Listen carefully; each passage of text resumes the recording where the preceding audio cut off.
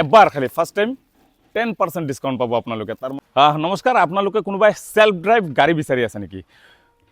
Girlfriend লৈ ঘূৰিব যাব বা নিজৰ ৱাইফ লৈ ঘূৰিব যাব, প্ৰাইভেচি লাগে আপোনালোকৰ, আপোনাৰ কথাখিনি বেলেগ কোনোবাই শুনিব নিবিচাৰে, ড্ৰাইভাৰ এজন নিবিচাৰে, আপোনালোকে নিজে চলাই যাব, গোলফিল্ড যাব বা তুমজাং যাব, শ্বিলং যাব, গুৱাহাটী যাব, তেনেহ'লে এই ভিডিঅ'টো আপোনালোকৰ বাবে লৈ আহিছোঁ। হয়, লংকাত প্ৰথমবাৰৰ কাৰণে আহিছে সেলফ ড্ৰাইভ। হয়, চাই আছে ইয়াতে ইমানকেইটা গাড়ী লাগি আছে, চব যিকোনো গাড়ী ইয়াৰ পৰা লৈ যাওক একদম কম খৰচত। হয়, মই আকৌ কৈ আছোঁ, একদম কম খৰচত ইয়াৰ পৰা যিকোনো এখন গাড়ী লৈ যাব পাৰিব আৰু নিজে চলাই। ৰাতিপুৱা 8টা বজাৰ পৰা ৰাতি 8টালৈকে আপোনালোকৰ এটা ফিক্সড ৰেট থাকিব। যেনে যদি এনেকুৱা ধুনীয়া এখন ভাৰ্না লৈ যাব বিচাৰিছে আপোনালোকে, ৰাতিপুৱা 8টাৰ পৰা চাৰ্জ হৈ যাব আপোনালোকৰ মাত্ৰ 1800 টকা। য'ত যায় খুচি ৰাতি 12টালৈকে আপোনালোকৰ ওচৰত সময় থাকিব। আৰু যদি 12টা পাৰ হয় আপোনালোকৰ যদি কিবা দেৰি হৈ গ'ল আহোঁতে, তেনেহ'লে পাৰ ঘণ্টা মাত্ৰ 100 টকাকৈ চাৰ্জ হ'ব। এতিয়া যিমান লেট কৰে 100 টকাকৈ বাঢ়ি যাব। এনেকৈ যিকোনো গাড়ী ইয়াৰ পৰা লৈ যাওক, আৰ্টিকা লৈ যাওক আপোনালোকে, বলেনো লৈ যাওক, গেলেঞ্জা লৈ যাওক, ক্ৰেটা লৈ যাওক, যিকোনো গাড়ী লৈ যাওক আপোনালোকে, ছেইম হ'ব আপোনালোকৰ খৰচটো। গাড়ীৰ কোৱালিটি হিচাপত খৰচটো অলপ বাঢ়ি যায়গৈ।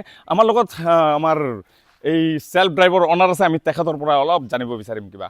শানু ভাই নমস্কাৰ। নমস্কাৰ নমস্কাৰ। প্ৰথমতে বহুত ধন্যবাদ যে লংকাত সেলফ ড্ৰাইভ খুলিছে। এতিয়া আমাৰ ৰাইজে জানিব বিচাৰিছে, যদি কোনোবাই এই আৰ্টিকাখন লৈ যায় তেনেহ'লে কেনেকুৱা কি দিব লাগিব? এইটো ৰাতিপুৱা 8টাৰ পৰা ৰাতি আপোনাৰ 12টালৈকে থাকিব টাইমটো। 2000 পৰিব এইটো ৰেটটো। এইটো ৰেটটো 2000। এনেকুৱা অল্টো পৰিব আমাৰ 1000 টকা, চুইফ্ট আহিব 1500 টকা, ডিজাৰ আহিব আপোনাৰ 1800 টকা, আপোনাৰ ৱেগনাৰ আছে একদম নতুন কণ্ডিশ্যন, একদম ফ্ৰেছ কণ্ডিশ্যন, এচি আৰু চাউণ্ড ছিষ্টেম একদম ভাল কোৱালিটিৰ থাকিব। আৰু আপোনাৰ ভাৰ্না আছে 1800 টকা। এনেকুৱা আমাৰ গোটেইখিনি গাড়ী আছে। স্কৰপিঅ' আছে, আপুনি যদি শ্বিলং যাব বিচাৰে, আপোনাৰ ভাল গাড়ী লাগে, স্কৰপিঅ' আছে, আপোনাৰ আৰ্টিকা আছে, আৰু আপোনাৰ আৰু বেলেগ আপোনাৰ গাড়ী পাই যাব, গ্লেঞ্জা পাই যাব, ক্ৰেটা পাই যাব, বলেনো আছে। হয়, এতিয়া আমাৰ লগত যদি কোনোবা যদি কাম কৰিব বিচাৰে, যদি কোনোবাৰ গাড়ীত মানে পৰি আছে, কিস্তি দিব পৰা নাই, সিহঁতে যদি আমাৰ লগত কাম কৰিব বিচাৰে, তো আমাৰ লগত যোগাযোগ কৰিব পাৰে ফোনৰ মানে জৰিয়তে।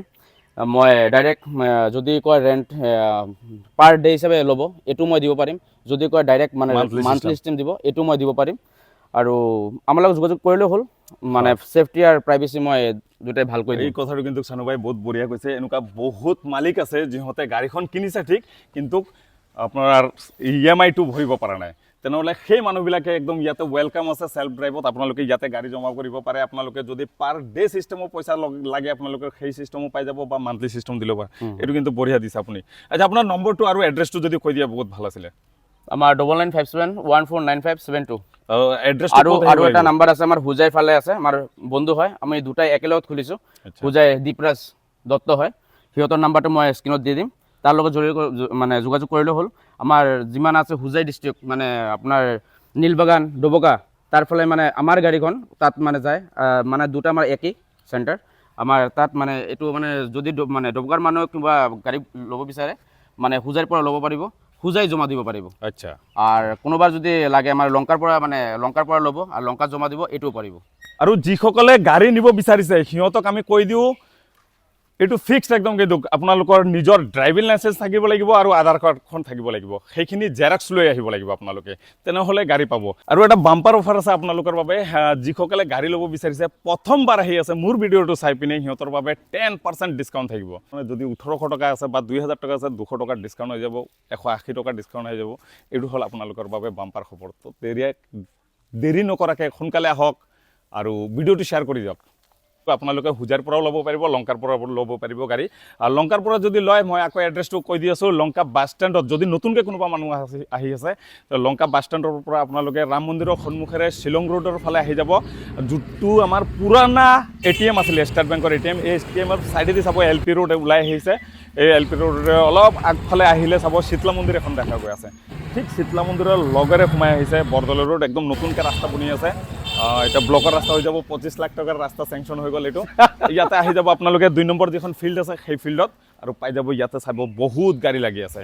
তো ভিডিঅ'টো শ্বেয়াৰ কৰি সকলোকে, লংকা আৰু হোজাইবাসী সকলোকে জনাই দিব বুলি আশা ৰাখিলোঁ। ধন্যবাদ। জয় অসম। আমি কণ্টেক্ট নম্বৰ দি দিছোঁ, আপোনালোকে কণ্টেক্ট কৰি ল'ব। ধন্যবাদ।